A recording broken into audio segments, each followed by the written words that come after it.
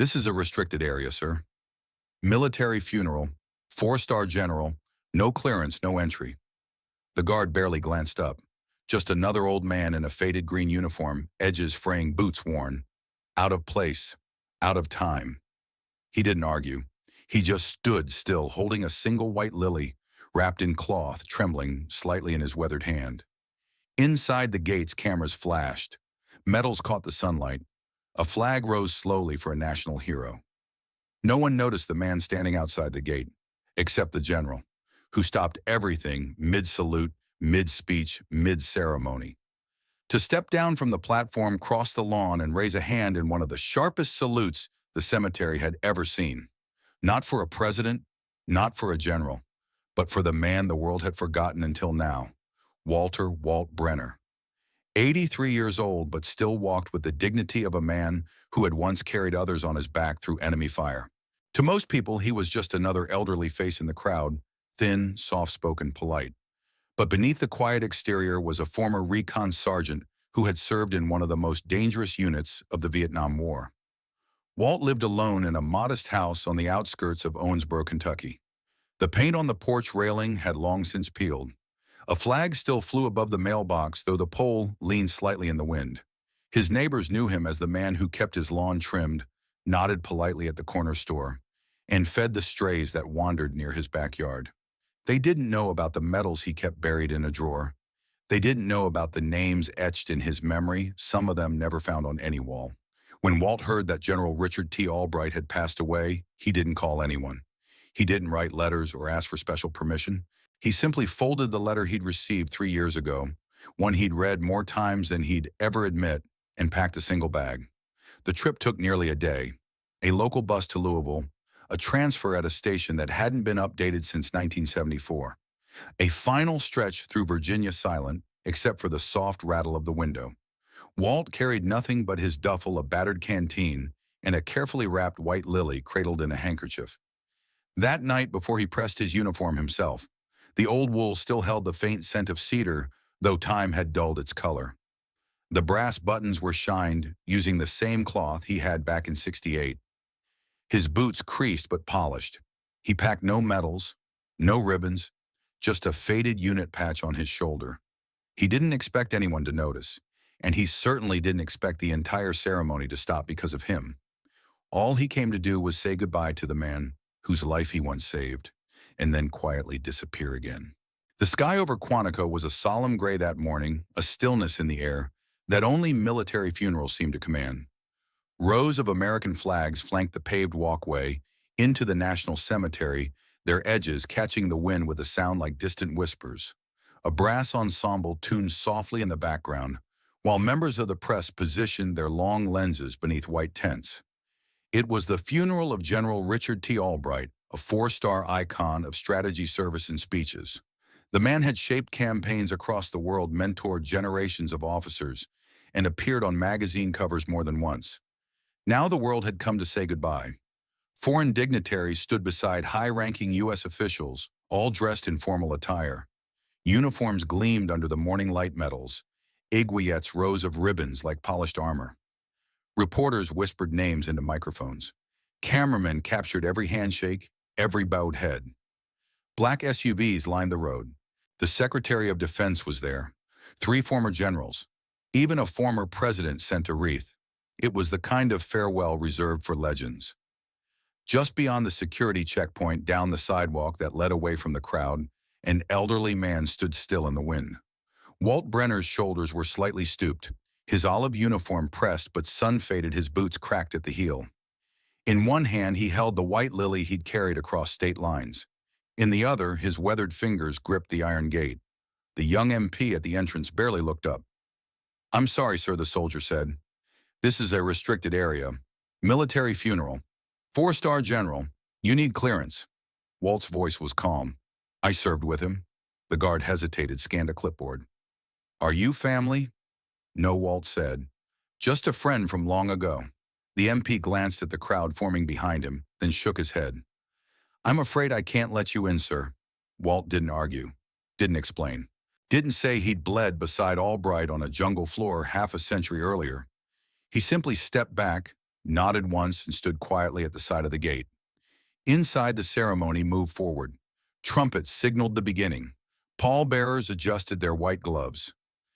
Dignitaries clasped hands and lowered their heads. But no one noticed the old man outside the fence. No one but the wind. Walt remained there, still as stone, the lily trembling softly in his hand. He had no place on the guest list, but he had a place in the story, a place that had been forgotten by everyone, except the one who lay beneath the folded flag. The air in the Central Highlands was thick with smoke, sweat, and the constant rattle of distant gunfire. Firebase ripcord sat like a scar carved into the green hills, a mud-soaked outpost surrounded by jungle that never stopped breathing. It was February 1968, and the Tet Offensive had turned every inch of Vietnam into a live wire. On the night it happened, the sky was a bruised black, lit only by flares and tracer fire. Mortars had been dropping all day. By nightfall, the jungle echoed with shouts, scattered gunfire, and the low thump of incoming shells. Every man at the firebase knew they were surrounded, but none knew how bad it would get until the perimeter radio went silent. In a collapsed bunker near the southern ridge, a young Lieutenant Richard T. Albright, fresh out of West Point, was crouched low beside a bleeding comms officer. The kid's name was Reynolds, barely 20, still clutching the broken radio like it could save them. The barrel of Albright's M16 was slick with mud. His ankle had been twisted in the blast that brought the roof down, and the enemy was closing in fast. He didn't know it, but help was already on the way. Walt Brenner had heard the call come through before the signal cut out. He didn't wait for orders. He grabbed 2 smoke grenades, a flare, and his M14. Then he ran straight into the dark alone without backup. He moved like a shadow, low and fast, weaving through craters and downed brush. The firefight was just ahead, orange flashes and desperate voices. Walt found them pinned behind a splintered barrel shack, Reynolds clutching his radio, Albright aiming at shadows. "You boys look lost," Walt muttered as he dropped beside them. His voice was calm, clipped. Before either could reply, he yanked the pins from 2 smoke grenades and tossed them toward the tree line. Time to move. He dragged Reynolds up by the collar, threw Albright's arm over his shoulder, and started running. Rounds cracked the air around them. Smoke veiled their path, and the world narrowed to footsteps, adrenaline, and the sound of Walt's breath. He didn't stop, even when shrapnel ripped a gash across his shoulder. They broke through the perimeter just as another shell landed behind them. Later, medics patched everyone up. Reynolds survived. Albright would eventually walk with a limp, but he lived. Walt refused the Bronze Star, declined the commendation, wouldn't stand for photographs. When pressed, he just said, "I did my job." After his final tour, Walt disappeared. No send-off, no speeches. He returned to Kentucky, left the battlefield behind, or tried to. But Richard Albright never forgot. The officer who would one day lead battalions and shape military strategy never forgot the man who pulled him out of the mud under a burning sky. While Walt faded into civilian life, Albright carried the memory through every rank and every war. And one day, when time caught up with both of them, he left instructions. "Let Walt bring me home. He already did once." Inside the cemetery, the ceremony was unfolding with all the precision of a military operation. The funeral band had just finished a soft rendition of America the Beautiful, and the honor guard stood at attention in 2 perfect lines. The flag-draped casket rested atop a ceremonial platform under the canopy, flanked by officers from every branch of service. Rows of folding chairs were filled with senators, generals, and foreign dignitaries, all in dark suits or full-dress uniforms, eyes solemn, hands folded. General Daniel McCraw stood near the center aisle. A tall man in his late 60s, McCraw had served under General Albright during operations in the Middle East. Decorated, exacting, and respected across the armed forces, McCraw was not easily distracted. But as the speakers rotated and the cameras panned gently across the crowd, something caught his attention. Out past the security gate, just beyond the tree line, a still figure alone. McCraw squinted, adjusting the brim of his cap. The man stood straight despite his age, his uniform faded, but neatly pressed a single white lily clasped in one hand. It wasn't the kind of image that should have pulled at McCraw's gut, but it did. Then he saw the patch. On the man's shoulder, Recon Battalion Ghost Company. His breath caught. He leaned toward the junior officer beside him. "Do you see that man at the gate?" he asked under his breath. The officer nodded. Sir, he tried to enter. No clearance. Said he wasn't family. McCraw's voice dropped. That's Walt Brenner. The name hung in the air like thunder behind glass. The man who saved General Albright, the young officer asked. McCraw nodded. Twice. He didn't wait for protocol, didn't notify the master of ceremonies. He simply stepped forward past the rows of high-ranking brass, past the cameras, past the aides who turned their heads in confusion. The moment his boots left the canopy platform, the entire field stilled. Whispers rippled through the ranks. Reporters lowered their microphones. A nearby photographer paused mid-click. The general wasn't heading toward the podium. He wasn't greeting the family. He was walking away from the heart of the ceremony, straight across the immaculate lawn toward the iron gate where Walt stood. The security detail shifted. One guard moved to intercept, but a raised hand from McCraw stopped him cold. Walt, unaware of the brewing stir, stood just as he had before, calm, silent, waiting. When McCraw reached him, he halted exactly 3 feet away. The general stood tall, adjusted the hem of his jacket, removed his white gloves, and in a sharp, practiced motion, raised his hand in a full salute. The kind of salute reserved for commanders, for equals. Walt blinked, confused at first. Then his posture straightened, shoulders squaring by instinct. He nodded, barely perceptible, but said nothing. Behind them, the crowd had gone utterly still. No movement, no music, no press flash. Even the wind seemed to pause. The junior officers, who had dismissed Walt just minutes earlier, now watched with slack jaws as the ceremony, this entire high-level, nationally broadcasted funeral, halted for one man not on the guest list. And then one by one, others began to understand. They had heard the name in training, read fragments of the story buried in classified reports passed down in whispers. Walt Brenner was not just a veteran. He was the reason General Albright had ever made it home. And in that moment, as General McCraw lowered his hand and nodded with respect, the entire cemetery knew it too. Recognition had begun. General McCraw stood silently beside Walt at the cemetery gate. The salute had fallen, but the weight of the moment lingered in the still air like fog. Behind them, the once busy funeral procession had stilled to a reverent hush. Guests stood. Soldiers lowered their heads.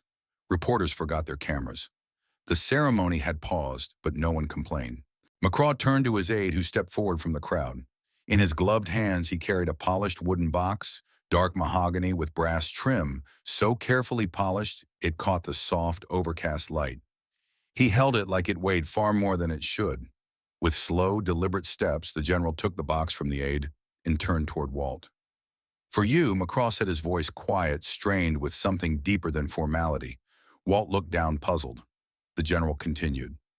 General Albright made a special request in his final directive. He asked that you, only you, be the one to carry him home. Walt's fingers hesitated. Me? He said you already did once. The words struck Walt harder than he expected. His hand trembled as he reached for the box.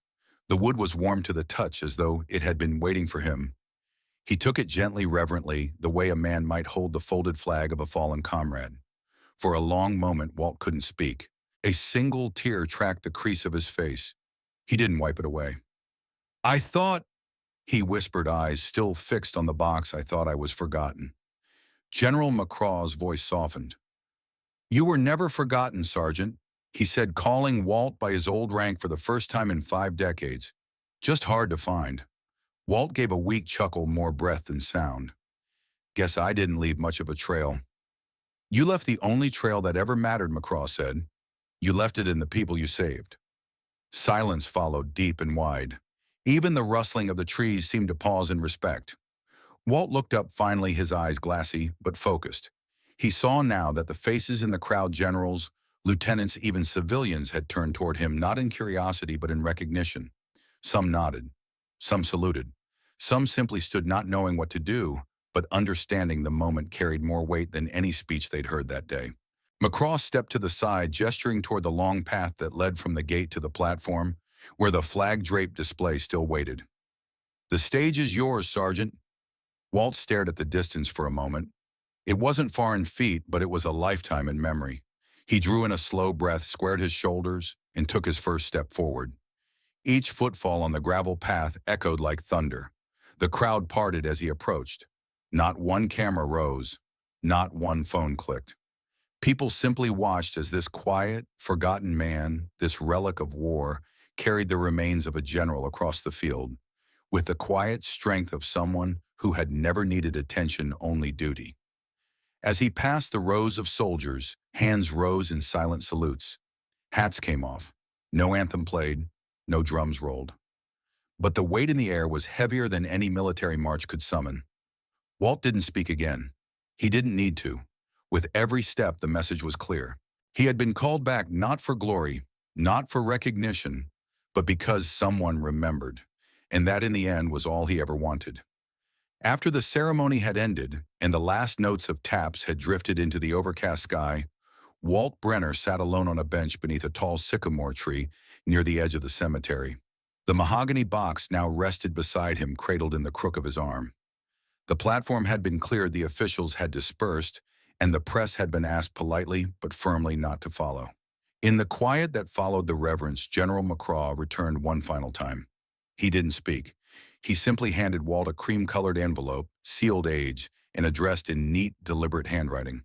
To Sergeant Walter Brenner, it read, "To be delivered the day I'm laid to rest." Walt hesitated. His fingers ran across the edges like they might crumble. Then slowly he opened it. A single sheet of paper folded twice. No letterhead, no formal greeting, just a voice from the past waiting patiently for this moment. He began to read silently. "Frank, I never got to thank you. Not properly. I suppose men like us never find the right moment or the right words. But since I don't have much time left, I'll make it plain. You saved my life. You saved Reynolds too. And you didn't ask for a medal, a handshake, or a damn ounce of recognition. Then you disappeared like none of it mattered. But it mattered to me. Because of you, I lived long enough to serve others. I got to command. I got to mentor. I got to raise a family, speak on stages, shake hands with presidents. But it was that one night in the mud that made all of it possible. And the truth is, nothing I ever did in uniform came close to what you did that night. So I've tried to pay the debt, quietly, with action. And now this is my final thank you. When they lay me to rest, they'll tell stories about me, about the medals, the rank, the speeches. But I've asked them to say your name too, because I've established something in your honor, the Walter Brenner Center for Healing and Honor. It's more than a plaque. It's a place, a real one, built with funds from my estate and approved by General McCraw himself. It's a sanctuary, Walt, for veterans who come home with wounds no one can see. PTSD, trauma, silence, the kind we both know too well. There will be woodworking shops, therapy rooms, gardens named after the men we lost, and every brick will carry the weight of what you did for me and for all of us who never had the courage to say it aloud. I wanted them to know your name, because honor shouldn't fade with memory, and now it won't. Thank you, Sergeant, for my life, for your silence, for your strength. And if there's any justice left in this world, maybe one day, they'll say my name beside yours. Richard. By the end, Walt's eyes were wet, but he didn't wipe them. The words clung to his fingers like a final handshake. The sound of gravel shifted nearby. A small group of younger veterans stood just past the path watching. One of them nodded toward Walt. "You're the one they named the place after, aren't you?" Walt folded the letter and placed it carefully inside his jacket pocket. "I guess I am," he said quietly. And for the first time in years, he didn't feel like a ghost. The hush was unlike anything Walt Brenner had ever heard. Not on a battlefield, not in a town square, not even in church. It wasn't just quiet, it was reverent, sacred, as if the earth itself was holding its breath. General McCraw offered a small nod, and a ceremonial officer stepped forward to lift the mahogany box, the urn that held the ashes of General Richard T. Albright. Walt placed a steadying hand on it, and together they began the walk across the field toward the ceremonial canopy. The path wasn't long, but it stretched like memory. Rows of chairs lined either side, filled with generals, admirals, foreign dignitaries, and family members of the fallen. Uniforms gleamed beneath the gray sky. Medals shifted gently with each breath of wind. And as Walt walked, the first soldier rose. A young Marine standing near the end of the front row stiffened and lifted his hand in a crisp, clean salute. The next did the same, and then another. One by one, all along the road, soldiers, old and young, high-ranking, and new recruits stood and saluted as Walt passed. Not just for the general whose remains he carried, but for him, for the man they had only heard about in whispers. Some leaned to one another, murmuring with disbelief, "That's him, the man from Ripcord." He pulled the general out himself. "I thought he died years ago." The words weren't loud. They weren't meant for Walt's ears. But he heard them all the same. Not because of volume, but because of weight. For decades he had lived in silence, never asking for recognition, never expecting to be remembered. But now he was walking through an honor guard of memory. The canopy drew closer with each slow, deliberate step. The flag that hung behind it barely moved. Not even the wind seemed willing to break the stillness. Walt didn't speak. He didn't wave. He didn't acknowledge the hundreds of eyes following him. He only did one thing. He kept walking, with the urn cradled in his arms and his back straight as it had been 50 years before. When they reached the center platform, McCraw stepped aside. A podium stood nearby, empty. The honor guard remained at attention, flanking the casket stand. Walt stepped onto the platform alone. Then he turned. And what he saw made his knees go weak. The entire cemetery had risen. Even those who had been seated far from view, drivers, assistant staff, and media had stood. Civilians placed their hands over their hearts. Veterans raised trembling salutes. No one held a phone. No one reached for a camera. Not a single word broke the silence. The only sound was the soft rustle of uniforms and the memory of footsteps in the mud of a long-forgotten battlefield. Walt approached the pedestal and gently placed the urn on the velvet-covered table. For a moment he rested his hand atop it, rough, calloused fingers touching polished wood. And then he stepped back. At that instant, a soft breeze lifted the edge of the flag, as if the moment itself exhaled. The silence deepened. Not cold, not awkward, sacred. Because the man who had once saved a general was now carrying him home, not in secrecy, not in shadow, but in full view of a nation finally watching. And somehow, without a word spoken, everyone knew exactly what it meant. Weeks after the funeral, under a soft autumn sun in Lexington, Kentucky, a new building stood quietly at the edge of a sprawling park. It was not grand in the way government buildings are. No towering pillars, no marble arches, just clean brick walls, wide windows filled with light, and a bronze plaque by the front steps that read, "The Walter Brenner Center for Healing and Honor, founded in memory of silent service, dedicated to those who carried burdens we never saw." The ribbon-cutting ceremony drew a modest crowd, veterans, community members, and a few local officials. No press vans, no military bands, just people who knew what the place meant. Inside the center held more than offices or waiting rooms. There were therapy spaces for PTSD counseling, designed with soundproof walls and calming earth tones. There was a woodworking shop where veterans could shape something solid with their hands again. A reading room held shelves of donated books, journals, and old letters from wars past. And outside in the courtyard, a small garden memorial wrapped around a gentle path. Each stone bench bore the name of a soldier whose story had gone untold. There were no statues, just a quiet fountain and the rustle of trees where memories could be heard without speaking a word. The dedication began with a few short speeches. General McCraw spoke briefly, his words steady but touched with emotion. He talked about service that asked for nothing, about men who gave everything and disappeared into civilian life without parades, without fanfare. This center, he said, was never about recognition. It was about remembrance, about giving back to the men and women who were left with wounds they couldn't show, and offering a place where they'd never have to explain themselves. The ribbon was cut. Applause followed, polite, respectful, and the doors were opened for the first visitors to walk in. But Walt Brenner wasn't there. He sat on a wooden bench beneath a tall oak tree across the street, hands in his lap, cap pulled low, a thermos of coffee beside him. He watched the small crowd gather and slowly make their way inside. No one approached him. A few veterans passing by glanced his way, perhaps sensing something familiar in the way he sat so still, but they said nothing. And that was just fine by Walt. He didn't need to be inside. He didn't need a podium. He had seen what mattered. He had watched a place rise from silence, a place for the forgotten, a place for healing. As the last of the guests filed into the center and the doors closed gently behind them, Walt took a long sip of coffee, leaned back against the bench, and looked toward the clouds. He didn't smile, but he didn't need to, because now his story would live on in wood, in stone, in peace. The sun was beginning to dip behind the trees as shadows stretched across the sidewalk outside the Walter Brenner Center for Healing and Honor. The ceremony was over. The crowd had gone. But across the street, life carried on in quieter ways. Walt stood near the bus stop, his coat buttoned, his worn boots planted firm on the concrete. An old city bus rumbled up the hill, brakes hissing as it pulled to the curb.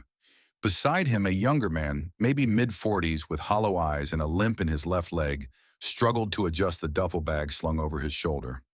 He looked lost. Not in the sense of direction, but in the way soldiers sometimes look when they've come home without truly returning. Walt didn't say much, just stepped forward, reached out, and took the heavier end of the bag. The younger vet blinked surprised, then nodded. They boarded the bus together. As they disappeared behind the doors, the camera lingers on the quiet bench under the tree where Walt had sat earlier. The leaves rustle gently overhead, golden in the late daylight. Some heroes carry their battles inside long after the shooting stops. They don't ask for medals. They don't give speeches. They simply keep walking forward, helping one more soldier find their footing. The scene fades to the inside of the bus. The young man has taken a seat by the window, his eyes fixed on the passing trees. Walt sits beside him, gazing ahead. They don't speak. They don't need to. Just two men. One with questions, the other with silence full of answers. Not all who serve wear stars, but some light the way home, one step at a time. As the bus drives off into the dusky light, the screen slowly fades to black. In honor of those who were never recognized but never forgotten. In a world that moves faster each day, stories like Walt Brenner's remind us of something timeless. Honor doesn't fade with age, and true service doesn't end with retirement. Walt didn't wear medals on his chest or seek recognition, but his quiet strength shaped the lives of those around him, sometimes without them ever knowing. The lesson here isn't just about war or veterans or medals. It's about the people in our own neighborhoods, the ones who carry unseen burdens, who serve with quiet dignity, and who deserve more than polite indifference. How many heroes pass us by unnoticed? How many lives were shaped by a silent act of courage? The Walter Brenner Center stands today not just as a building, but as a symbol, a call to remember, to listen, and to honor those who never asked for applause. And maybe it's also a challenge for us to be the kind of neighbor, friend, or citizen who notices the forgotten and who chooses kindness before protocol. We'd love to hear your thoughts. Have you ever met someone like Walt? Do you believe our country does enough for quiet veterans? And how should we define a hero in today's world? Leave a comment below and share your story. Let's keep these conversations going, because remembering is an act of service too. Thank you for joining us for this story. If it moved you, please like the video, subscribe for more true stories of honor and humanity, and don't forget to share it with someone who still believes in the quiet power of doing what's right. We'll see you in the next story.